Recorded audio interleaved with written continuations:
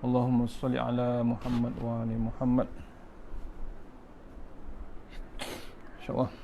Assalamualaikum warahmatullahi wabarakatuh. Alhamdulillah rabbil alamin. Assalatu wassalamu ala asyrafil mursalin wa ala alihi washabbihi ajmain. A'udzu billahi minan nar min syarri kuffar min ghadabil jabbar wal izzatu lillahi wa rasulinin.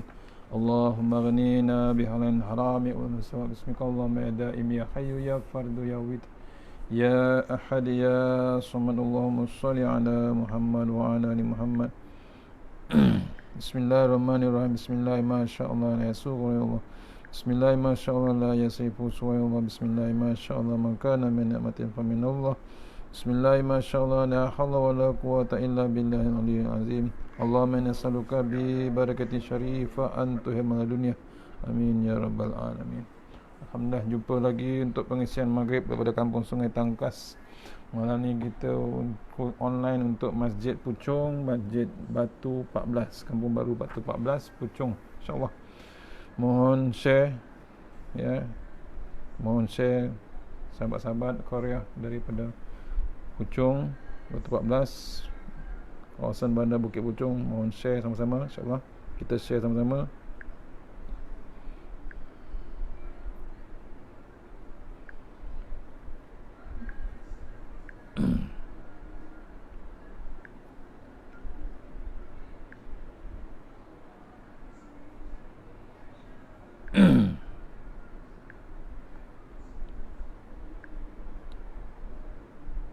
Sama-sama kita share, insyaAllah.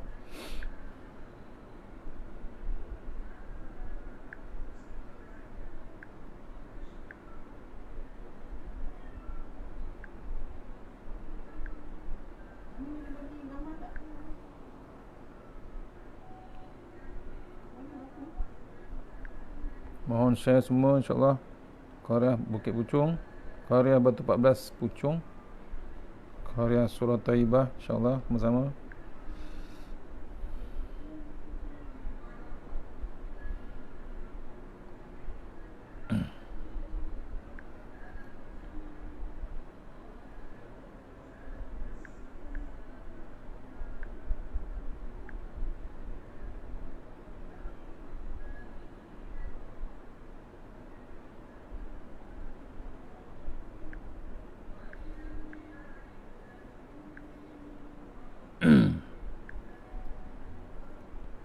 Sikit lagi.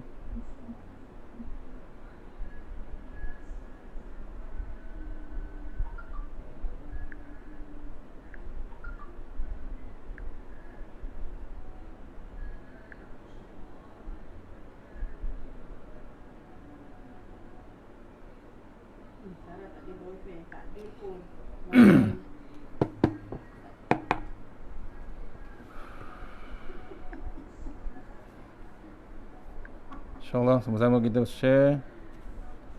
Okey, terus kita sambung kuliah semalam bab ghibah, ya, bab ghibah iaitu menyebut keburukan orang, insyaAllah.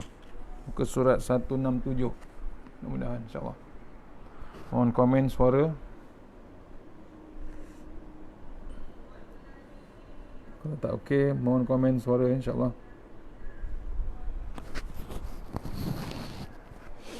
A'udzubillahi minasyaitonirrajim. Bismillahirrahmanirrahim.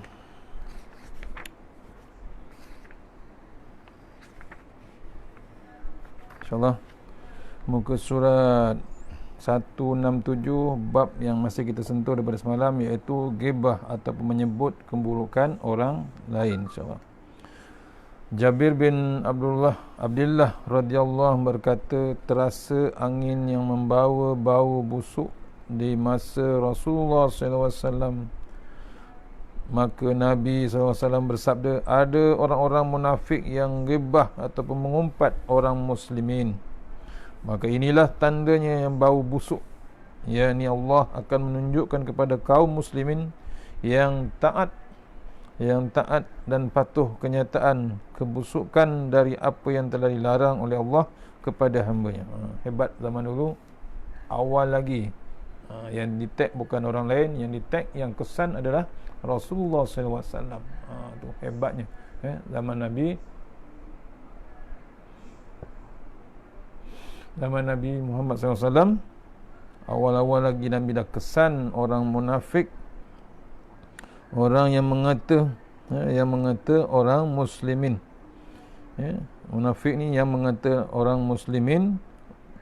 Ketika tu Rasulullah SAW ada di situ, timbul rasa bau yang busuk di antara muslimin dengan yang munafik tersebut. Allah tunjukkan, dan Nabi bagi info adanya orang mengumpat, mengata ataupun ghibah orang muslimin. Itu hebatnya zaman Rasulullah SAW.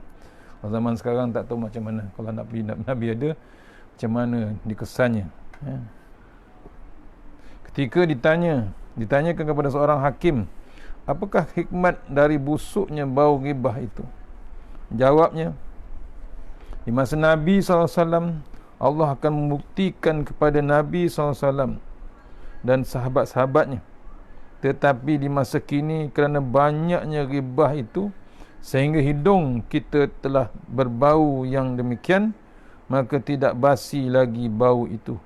Sebagaimana seorang pertama kali masuk ke tempat tukang samak, ia pertama kali tidak dapat tinggal dengan selesa di sana. Akhirnya dapat makan minum di tempat itu dan tidak merasakan bau apa-apa kerana hidung mereka telah penuh dengan bau itu.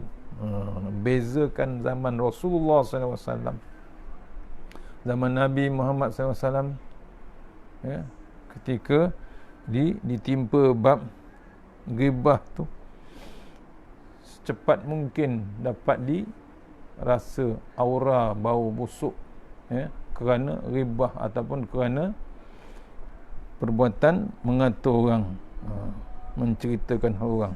Busuk tu tiba-tiba boleh terbau. Berbeza dengan zaman sekarang, ghibah tu jadi kebiasaan. Berlambat-lambat orang mengata orang, berlambat-lambat orang mengumpat orang. Bila ada bau tu, dah tak jadi apa bau busuk tu. Mungkin awalnya bau, bila dah melambat sangat orang, ramai sangat orang mengumpat, ramai sangat orang yang ghibah, akhirnya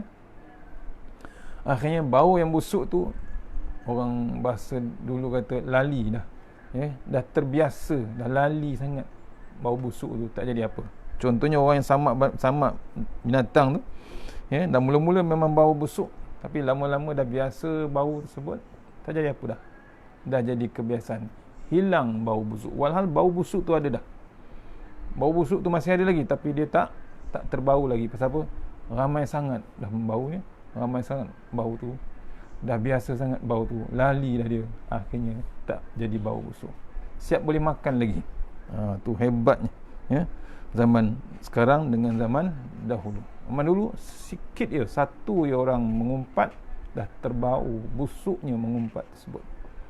Sekarang tak terasa langsung. Tu kena renung kita. Asbas dari As-Suddi berkata, ketika Salman Al-Farisi bersama sahabat-sahabat, yang di antara mereka juga ada Umar radhiyallahu an dalam bepergian, tiba-tiba mereka berhenti berkhemah, maka tidurlah Salman dan sedang kawan-kawannya pada masak-masak. Sedang masak. Lalu ada beberapa orang berkata, apakah maksud hamba ini? Hanya mahu datang ke kemah yang sudah berdiri dan makanan yang sudah siap. Kemudian mereka berkata kepada Salman, pergilah engkau kepada Nabi SAW, minta lauk untuk kami. Maka pergilah Salman menyampaikan kepada Nabi SAW permintaan mereka. Nabi SAW bersabda kepada Salman, beritahukan kepada mereka bahawa mereka telah makan lauk pauk. Maka kembali Salman kepada mereka, kawan-kawannya, dan memberitahu apa yang dikatakan oleh Nabi SAW. Lalu mereka berkata, kami belum makan apa-apa. Salman berkata, dan Nabi SAW tidak. Lebih baik kamu pergi sendiri kepadanya. Maka pergilah kepada mereka kepada Nabi SAW. Lalu dikatakan oleh Nabi SAW, kamu telah makan daging saudaramu ketika kamu mempercakapkannya, yakni ghibah. padanya di waktu ia sedang tidur. Lalu Nabi SAW membacakan ayat 12 Al-Hujurat yang bermaksud, hai orang-orang yang beriman, jauhilah kebanyakan sangka-sangka, sebab sebahagian dari sangka-sangka itu dosa. Dan jangan menyelidiki kesalahan orang lain, dan jangan ghibah, yakni membincangkan hal orang lain. Setengahmu pada setengahnya. Apakah suka salah satu sekiranya makan daging saudara yang telah mati? Tentu kamu jijik, yakni tidak suka. Al-Hujurat ayat nombor 12. Tu kena renung kita. Maksudnya kita ni dipesan oleh Rasulullah jangan mengumpat. Ini zaman Nabi dulu, Salman singgah satu, pergi dengan sahabat kawan-kawan ni, siap ada kemah. Kemah tu dah berdiri, Salman tertidur. Akhirnya kawan-kawan tu mengumpat sambil masak. Akhirnya Nabi terpaksa cakap yang kawan tu dah mengumpat dia sebenarnya, tapi kawan tu tak faham. Kawan tu kata, mana dia makan lagi lauk-lauk, walhal dia dah mengumpat. Maksudnya maksud Nabi tu, kawan tu mengumpat Salman Al-Farisi. Akhirnya Nabi beritahu, tu contohnya dalam ayat surah Al-Hujurat, makan daging saudara dia sendiri. Sebab tu kita ni kalau pergi mana-mana pun sama juga. Kalau kita tak tolong pun, janganlah, kalau ada saudara adik-beradik tak tolong langsung masak ke apa, jangan kita mengumpat, tak jadi apa. Kadang-kadang kita suka nak mengungkit, tu yang jadi perbalahan. Kalau dia faham, balah dia gaduh walaupun hari raya, walaupun bulan Ramadan, mengungkit-ungkit akhirnya tak jadi apa, bergaduh akhirnya. Ni sebab tu dipesan dalam surah Al-Hujurat ayat nombor 12, Nabi baca, hai orang-orang yang beriman, jauhilah kebanyakan kita dengan bab sangka-sangka. Sangka baik, yang paling cantik sangka baik. Sangka baik sebenarnya. Kita dengan Allah Ta'ala pun kena sangka baik. Jangan kita sangka buruk. Silap besar kita. Kita kena sangka baik. Kalau sangka baik, alhamdulillah. Tapi kalau sangka-sangka buruk, kemudian dipesan lagi dalam ayat Hujurat ni, jauhilah kebanyakan sangka-sangka, sebab sebahagian daripada sangka-sangka itu adalah dosa. Bukan silap, dosa terus. Maksudnya menyangka yang tidak baik pada orang. Dan jangan menyelidiki kesalahan lain orang. Jangan sibuk tengok kesalahan orang lain. Zaman sekarang hebat. Silap sikit dia habis. Bukan dikata, ditulis terus, keluar dalam Facebook, keluar dalam WhatsApp. Siap gambar, siap video ni, record semua terus. Silap sikit je habis. Yang paling dahsyat sekali, siap potong-potong filem, siap potong-potong video. Tu kadang-kadang tak jadi apa. Yang sedih sekali, video ceramah, kuliah ceramah. Dia rakam, dia potong. Ayat tak habis, dia potong. Jadi tergantung, bila tergantung jadi timbul fitnah. Bab kata Ustaz Somad, dia suka sunatkan filem orang. Tu. Tak ada kerja nak timbulkan fitnah. Elok tangkap dia, sunatkan dia. Tuan teruknya perangai manusia, suka menimbulkan fitnah. Sama ni. Tengoklah ceramah tu sampai habis, kuliah tu sampai habis. Tu buat fitnah dengan tok guru, ulama besar-besar, difitnahkan. Sebab tujuan dia memang tidak elok, tujuan yang paling busuk. Sebusuk-busuknya manusia memusuhi ulama. Tu kadang-kadang kita tak pasal. Pasal apa? Pasal politik, pasal pentadbiran. Sanggup dia busukkan ulama, hinakan ulama, gunting filem ceramah ulama tu, potong, disebarkan, tergantung ayat ulama tu. Jadi timbul fitnah. Jangan buat macam tu. Tak ke mana, memang dia jadi bakal syurga.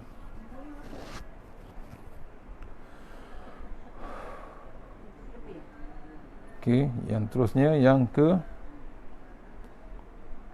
jangan menyelidik kesalahan orang lain, jangan ghibah, bincang hal orang lain. Kemudian setengah pada setengahnya. Apakah suka salah satu daripada kita makan daging saudara yang telah mati?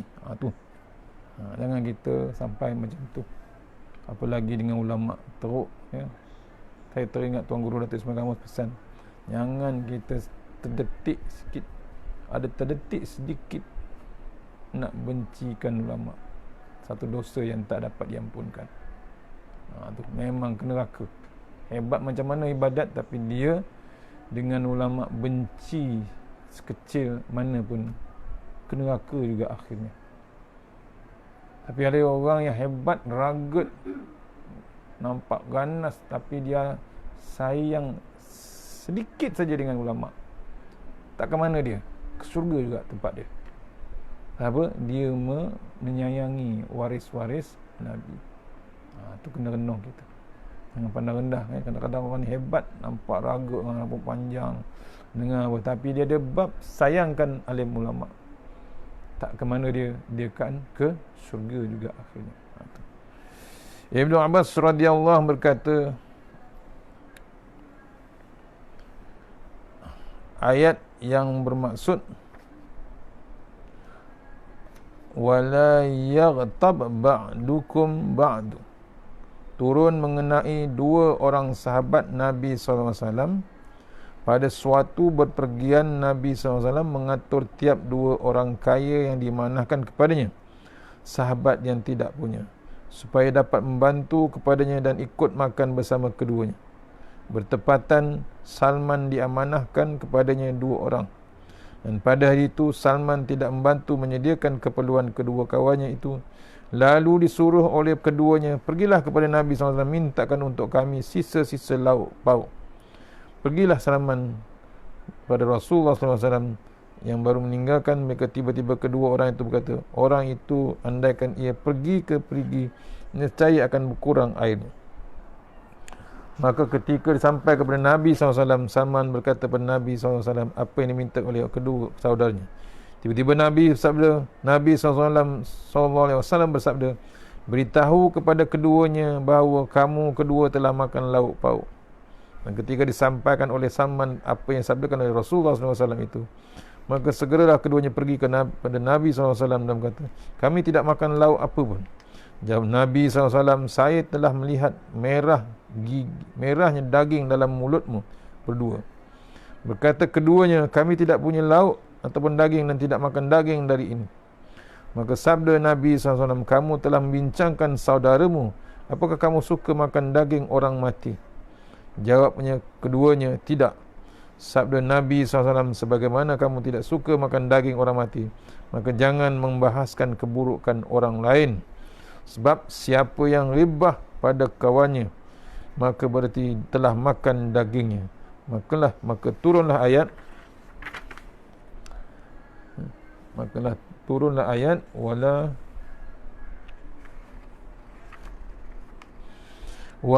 yaghtab ba'dukum ba'da. Janganlah gibah atau memburuk-burukkan sebahagian kamu ke atas sebahagian lainnya. Ceritakan dari Rasulullah, ya. Sahabat yang mengata Salman Al-Farisi. Diumpatnya Salman. Al-Hasan Al-Basri diberitahu bahawa ada orang fulan membincangkan kejelekan ataupun gibah kepada kamu. Maka langsung ia mengirim kepada orang itu setalam kurma rotab. Hasan Al-Basri ni diumpat, kemudian dia dengar, dia tahu, dikirimkan orang yang mengumpat tu dengan setalam. Setalam ni maksud satu dulang kurma rotab. Sambil berkata kepadanya, saya mendapat berita bahawa engkau telah menghadiahkan hasanatmu kepadaku. Maka saya ingin membalas hadiah itu. Kerana itu harap diterima, sebab saya tidak dapat membalas yang sesuai dengan pemberianmu. Itu hebatnya Hasan Basri. Orang mengumpatnya dihadiahkan setalam kurma. Punya mewah orang mengumpat tu. Dapat tak pahala? Dapat pahala pada Hasan Basri, ya. Sedekah pun dapat, pahala orang mengumpat dia pun dapat. Kita sebab tu jangan kita risau bila orang mengumpat, kita tak payah bimbang. Tak payah bimbang apa diumpatnya. Tenang kita. Apa? Kita dapat pahala free je. Ya. Kita nak cari pahala kadang-kadang susah. Bila orang mengumpat, kita tak payah risau. Itu kadang orang susah. Bab perangai manusia ni susah. Pasal apa? Lupakan bab Allah Subhanahu Wa Taala. Itu sebab tu kita kena ingat. Ya. Sebab tu bila banyak sangat mengumpat, kadang-kadang banyak bencana berlaku. Ya. Antara perkara, saya baca satu kitab Datuk Ismail Kamus, beberapa perkara yang dapat menyebabkan turunnya bencana ialah 5 perkara. Pertama, mengabaikan Al-Quran. Kedua, ia berpaling mengingati Allah Subhanahu Wa Taala. Ketiga, menganggur je. Keempat, memakan makanan yang haram. Kelima, lalai. Tu lalai, ya, macam-macam tak nak. Tu yang datang bencana. Cuba tengok yang pertama, Tuan Guru kata, ia mengabaikan Al-Quran. Allah Subhanahu Wa Taala berfirman yang maksud, wa qala ar-rasulu ya rabbi inna qaumi ittakhazu hadzal qur'ana mahjura. Ya. Surah Al-Furqan ayat 25. Maksudnya, dan berkatalah Rasul, wahai Tuhanku, sungguhnya kaumku telah menjadikan Al-Quran ini satu perlembagaan yang ditinggalkan dan tidak dipakai. Ya. Sangat disayangi akhir-akhir ini manusia semakin meremehkan Quran sehingga mereka mengatakan sesuatu yang tidak setaraf dengan kemuliaannya, seperti yang disebutkan Allah Subhanahu Wa Taala dalam firman-Nya lagi, Subhanahu Wa Taala amma yaquluna uluwan kabira. Maksudnya maha suci Allah dan tertinggilah setinggi-tingginya jauh dari apa yang mereka katakan. Al-Isra ayat 17. Ayat 43. Kemudian Allah berfirman, ma lahum bihi min ilmi wala li abaihim kaburat kalimatan takhruju min afwahihim in yaqulu la illa kaziba. Mereka tiada mempunyai pengetahuan mengenainya dan tiada juga datuk nenek mereka. Besar sungguh perkataan syirik yang keluar dari mulut mereka. Mereka hanya mengatakan perkara yang dusta. Al-Kahfi ayat 5. Ni bab perangai manusia yang suka meremehkan Al-Quran. Ibnu Qayyim berkata, sesungguhnya meremehkan Al-Quran ini bermacam-macam bentuknya. Pertama, tidak sungguh-sungguh mendengar, mengimani dan menyimaknya. Sekarang tiap hari ya tuan, Quran, tadabbur Quran setiap hari, satu hari 4 kali. TV Al-Hijrah. Tak cukup di internet, diulang lagi dalam Facebook, dalam Instagram, dalam YouTube, semua ada. Atau kadang-kadang tak hendak diingatkan, tak hendak beringat kita. Wahai Allah, tunjuk hari-hari Quran. Sayangnya Allah Ta'ala bagi corona, dibagi pula nikmat membaca Quran. Pasal apa? Allah nak tunjukkan, adakanlah masa dengan Quran. Kita kadang-kadang lara leka dengan kedai kita, dengan makanan kita, dengan internet kita, dengan macam-macam. Tak hendak pun jenguk kita punya Quran. Ada tak Quran? Hampir semua rumah ada, setiap ada Quran. Dalam internet, handphone ada Quran. Tapi kadang-kadang ni diremehkan Quran tu. Ya, tidak sungguh-sungguh mendengar, mengimani dan menyimaknya. Kita siap ada depan mata TV, tadabbur, catat, dibacakan dengan tajwid, diceritakan hukum tajwid secara basic sampai habis. Musim PKP yang awal itu sampai habis 30 juzuk, tak terdaya nak tengok. Ni ulang balik 604 hari cadangan. Hari ni dah masuk hari yang ke surat 7 hari ni. Siap saya. dah masuk ayat 29 dah. Tu kena renung kita. Kalau tak hendak juga sungguh-sungguh. Kita nak ke mana tuan-tuan? Kita nak ke mana perempuan muslimin dan muslimat? Kita nak ke kubur, kita nak ke alam satu lagi. Agak-agak boleh ke bawa barang kemas kita, handphone kita, rumah kita, kereta kita, boleh ke bawa. Cuba renung diri sendiri, renung rumah sendiri. Bolehkah kita bawa bekal-bekal betul? Kadang-kadang tak hendak. Ni peluang Quran di depan mata, depan TV. Kalau duduk depan pun insya-Allah satu-satu ayat diterangkan. Mana bab munafik, mana bab bersih hati, mana nak hidupkan hati, mana nak kenal Allah Ta'ala, daripada Al-Fatihah sampai surah yang akhir, surah An-Nas. InsyaAllah. Tak cukup kita ulang lagi. Malam ni ada pukul 10, tadi pukul 5 ada ulang lagi, besok pukul 6 subuh diulang lagi. Tak cukup juga buka internet dalam Facebook, kalau share dapat balik kuliah tersebut. Siap ada PowerPoint lagi, dia punya resolusi, dia punya conclusion, dia punya kesimpulan, dia punya point tajwid, semua ada. Janganlah tanda-tanda bala tu pasal apa? Remehkan Al-Quran, kerana tidak sungguh-sungguh mendengar, tak mengimani dan menyimaknya. Kena beriman dengan Al-Quran. Situlah kita kenal Allah Ta'ala, situlah kita kenal Rasulullah SAW. Yang kedua, meremehkan Quran ni, tidak sungguh-sungguh mengamalkannya dan mengabaikan hukum halal dan haramnya, walaupun membaca dan mengimaninya. Dah baca, dah iman, dah hafal, kadang-kadang tak amalkan.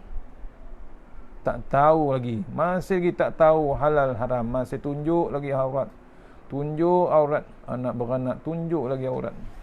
Beranak terasa cantik, terasa hebat. Padahal dia tahu benda tu haram, dia masih lagi nak tunjuk aurat. Padahal baca Quran, masih lagi tak nak sembahyang, masih lagi main-main dalam sembahyang, masih lagi nak bercakap besar, bercakap bawah, masih lagi nak terkejar-kejar bab kuasa, harta. Ni Quran baca, tapi baca je lah. Yang ketiga, meremehkan Quran ni lah, tidak bersungguh-sungguh untuk mengambil hukum dan menerapkan hukumnya dalam pokok-pokok agama dan cabang-cabang. Dah baca Quran, dah tahu, dah tadabbur hukum Quran, hukum arak tu haram, tak boleh minum lagi dah, tapi masih lagi nak tangguh lagi. Allah bagi petunjuk macam-macam, mati orang Malaysia dah lebih daripada 20 orang dilanggar pemabuk, nak menangguh lagi hukum Allah, masih lagi menangguh ni. Tidak sungguh-sungguh untuk mengambil hukum yang menerapkan hukumnya dalam pokok-pokok agama. Bab pendidikan tak nak tengok, tak nak renung, tak nak terapkan hukum Islam dalam pendidikan. Itu yang jadi lunyai terus, lawa kita, lawa leka terus. Walaupun dah dibagi bala macam-macam, masih lagi tak hendak beringat. Yang keempat, tidak bersungguh-sungguh merenungi, memahami, mengetahui apa yang diinginkan pembicaraannya Allah. Tu Allah peringatkan macam-macam peringatan Allah Ta'ala dalam Quran ada. Ada sejarah, ada berita gembira, ada berita duka cita, ada amaran dalam Quran, tapi tak nak direnung, tak nak difaham. Tu ada, hati tu buta, hati tu tidur. Orang yang hidup hati, waktu dibacakan ayat Quran, dia terasa.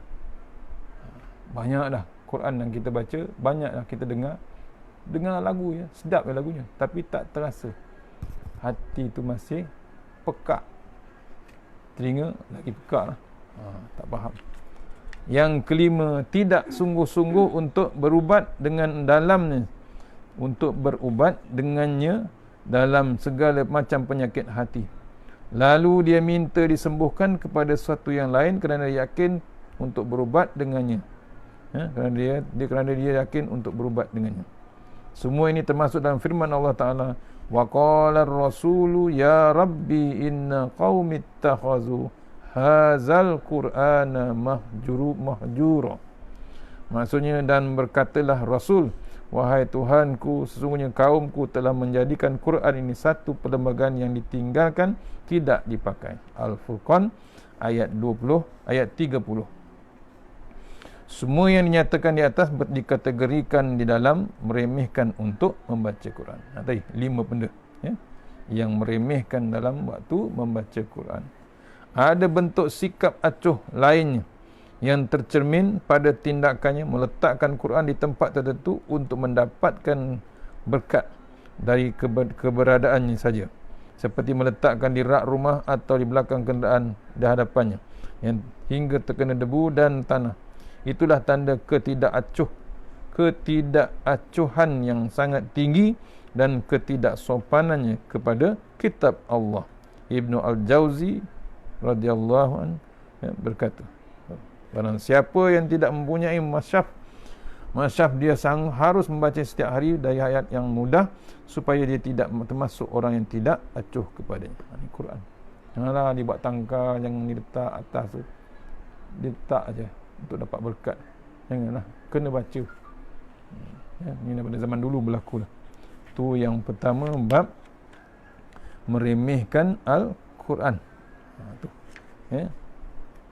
Tanda-tanda menyebabkan turunnya bencana, iaitu meremehkan, mengabaikan Al-Quran. Yang kedua, tanda-tanda bencana itu berlaku, berpaling dari mengingati Allah Subhanahu Wa Taala. Allah Subhanahu Wa Taala berfirman, "Wa man a'rada an zikri fa inna lahu ma'isyatan dankan wa nahsuruhu yaumal qiyamati a'ma. Qala rabbi lima hasyaratani a'ma wa qad kuntu basira. Qala kadzalika atadka ayatuna fanasihataha wa kadzalikal yauma nunsa." Maksudnya, siapa yang berpaling ingkar dari ingatan petunjukku, maka sesungguhnya adalah baginya kehidupan yang sempit dan kami akan himpunkan dia pada hari kiamat dalam keadaan buta. Dan ia berkata, wahai Tuhanku, mengapa engkau himpunkan aku dalam keadaan buta, padahal aku dahulu celik.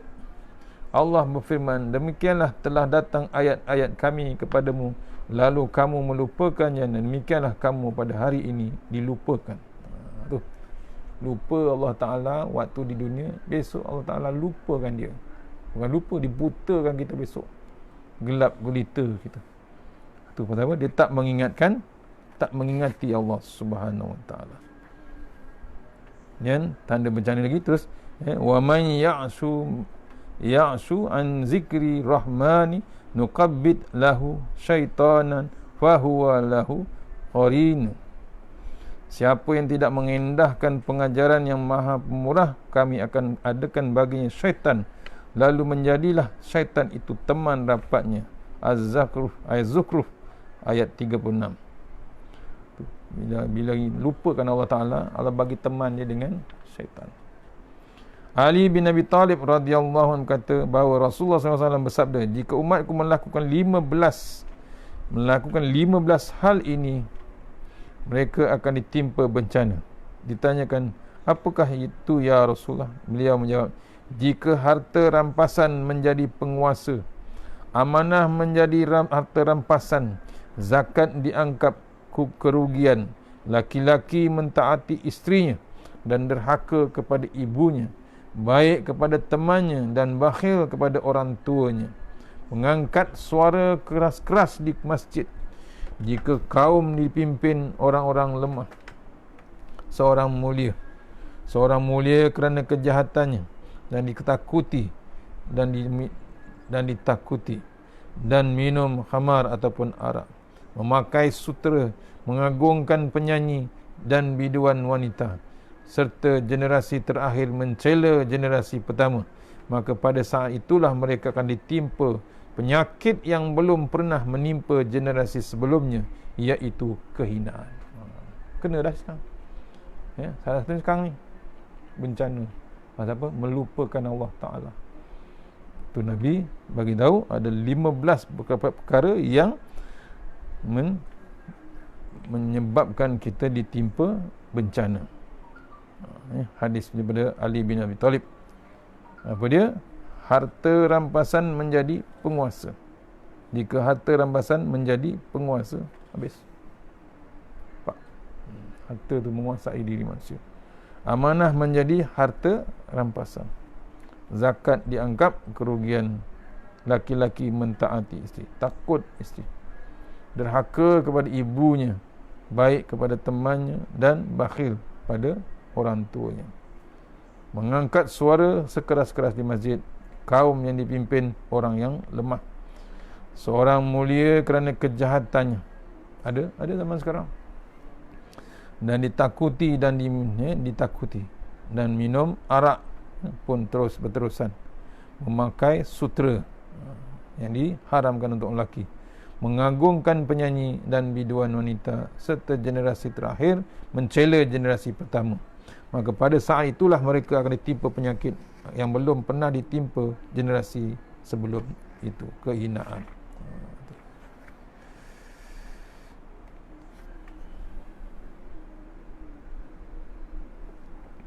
Dan Abdullah bin Umar berkata, Rasulullah SAW menemui kami seraya bersabda, wahai orang muhajirin, 5 hal yang dapat mencegah kamu dari bencana hingga kamu melakukan 5 hal. Pertama, aku berlindung kepada Allah semoga kamu tidak menemuinya. Jika tidak ada kejahatan sama sekali pada kaum itu, sampai tak kala mereka melakukannya secara terang-terangan, maka tersebarlah wabak penyakit dan kelaparan pada mereka yang belum pernah menimpa orang-orang sebelum mereka. Jika mereka tidak mengurangi takaran dan timbangan sehingga mereka melakukannya, maka mereka akan ditimpa kelaparan dan kezaliman penguasa atas mereka. Jika mereka menahan zakat amal mereka, maka hujan tidak akan diturunkan dari langit. Jika tidak, kerana binatang mereka tidak diberi hujan. Jika mereka melanggar janji Allah dan Rasulnya, Allah akan menjadikan musuh-musuh mereka berkuasa atas mereka, lalu merampas harta mereka. Jika pemimpin-pemimpin mereka tidak menetapkan hukum-hukum berlandaskan kitab Allah dan memilih apa yang diturunkan Allah, maka Allah akan menjadikan persengketaan di antara mereka. Itu antara bencana akan turun. Yang ketiga, turunnya bencana ialah pengangguran. Dalam hadis disebutkan dari Ibnu Abbas radhiyallahu anhu yang berkata, Nabi SAW bersabda, 2 nikmat yang di dalamnya banyak manusia mengalami kerugian, iaitu sihat dan waktu luang, iaitu waktu menganggur. Ada waktu untuk mengaji Quran, menganggur tak buat apa pun. Maksud menganggur ni bukan tak ada kerja, dia menganggur daripada bab-bab yang kewajipan, bab-bab yang berfaedah, dia menganggur dia. Walaupun dia sihat, habis masanya. Habis masa dengan apa? Zaman sekarang biasalah, dengan WhatsApp, dengan internet, macam-macam. Menganggur, habis masa benda-benda yang tak berfaedah. Pengangguran menjadi sebab langsung munculnya penyakit-penyakit kejiwaan, gangguan-gangguan syaitan, serta pendorong terjadinya kehinaan dan kejahatan. Bila ada bab pengangguran ni, bukan menganggur tak ada kerja, kerja yang tak ada faedah, main game sampai berjam-jam, tengok movie sampai berjam-jam, tengok internet berjam-jam, habis manja. Akhirnya sakit jiwa tu sakit, jiwa tu sakit, diganggu terus dengan bab syaitan. Seorang penyair Arab berkata, sesungguhnya masa muda-mudi dan pengangguran dapat merosakkan seorang dengan kerosakan yang besar. Pengangguran telah menjadikanmu malas bekerja. Di antara sebab turunnya bencana adalah pengangguran. Pengangguran bukan tak bekerja apa, tak, buang masa, habis masa, jadi bencana. Umar radhiyallahu berkata, pengangguran bagi laki-laki menimbulkan kelalaian. Itulah, menganggur, mengajar tidak, mengaji tidak, kerja tidak, apa pun tidak, dia menganggur, lalai dia. Beliau juga berkata, tidak ada istirahat kecuali bertemu Allah, iaitu mati. Bila mati tak ada istirahat. Waktu dia hidup dia menganggur, buang masa dan macam-macam, itu istirahat. Tak apa, tunggu jumpa Allah Ta'ala. Tak ada istilah istirahat. Allah Subhanahu Wa Ta'ala berfirman, wa'bud rabbaka hatta ya'tiyakal yakin. Maksudnya, dan sembahlah Tuhanmu sehingga datang kepadamu perkara yang tetap dan yakin, iaitu ajal. Lepas tu kita jangan buang masa, terus sujud dengan Allah Ta'ala, datang kepadamu perkara yang tetap yakin, iaitu ajal. Surah Al-Hijri ayat 99. Imam Syafi'i berkata, jika kamu tidak menyibukkan diri dengan kebenaran, maka kamu akan menyibukkan diri dengan kehinaan. Kita dah hidup ni, dah ada Quran, dah ada Rasulullah, tak ada cara lain, sibukkan diri kita dengan bab kebenaran. Ada yang berkata bahawa masyarakat penganggur biasanya pandai beralasan. Malas sangat ni, memang banyak alasan. Boleh lagi ya? Kau dah 40 minit dah. Yang keempat, memakan barang haram. Yang kelima, tanda-tanda bencana ialah lalai. InsyaAllah kita sambung malam besok untuk kuliah kita, bab kita tambah tadi, bab yang menceritakan dapat perkara-perkara yang menyebabkan turunnya bencana. Ada lagi dua, iaitu memakan barang yang haram. Yang kelima, lalai kita. Yang pertama tadi, pertama ialah mengabaikan Al-Quran. Kedua, berpaling mengingati Allah. Ketiga, menganggur. Keempat, makan makanan yang haram. Yang kelima, lalai. Tinggal lagi dua, kita sambung malam esok kuliah maghrib di surau malam esok hari Selasa malam Rabu.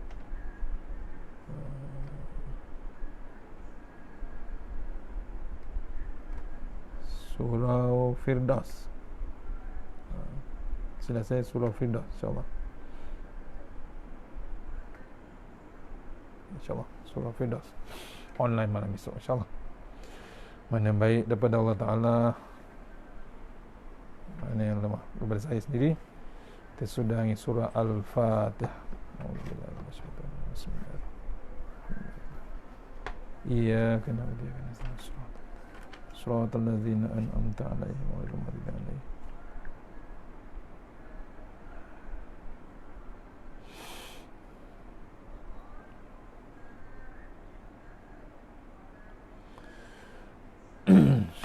A'udzu billahi minasyaitonir rajim. Bismillahirrahmanirrahim. Allahumma tawwil a'marana wasahi ajsadana wa nawwir qulubana wasabbit imanana wa ahsin a'malana wa wasi' arzaqana wa ilal khairi qaribna wa anis syarri amrina wa hdina wadina fid din wa dunya wal akhirah. Ya Allah, panjangkan umur kami, sihatkan badan kami, terangkan hati kami, tetapkan iman kami, elokkan amalan kami, luaskan rezeki kami, dekatkan kami kepada kebajikan, jauhkan kami daripada kejahatan, tunaikan hajat kami. Allahumma nasaluka bi barakati syarifah antuhimal dunia. Bismillahirrahmanirrahim. Bismillah ma sya'allah la yasuquhu ya Allah. Bismillah ma sya'allah la yasrifu suwa ya Allah. Bismillah ma sya'allah maka min ni'matin fa min Allah. Bismillah ma sya'allah la ya'ti bil hasanati illa Allah. Bismillah ma sya'allah la haula wa la quwwata illa billahil aliyyil azim. Allahumma nas'aluka bi barakati syarifa antuhimal dunya.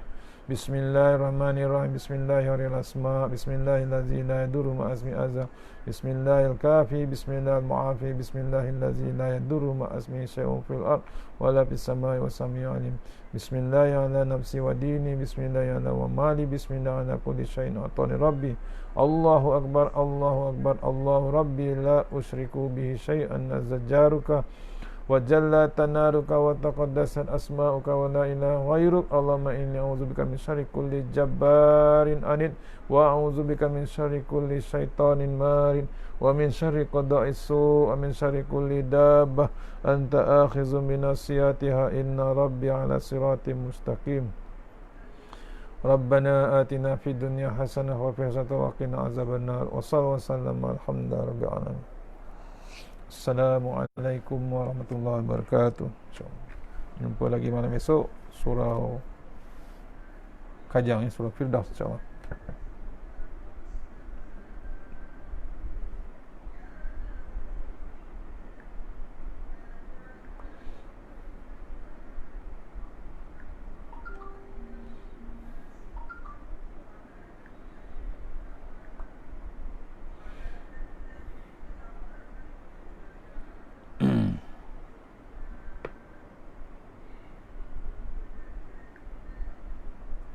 Ayo, ya, admin boleh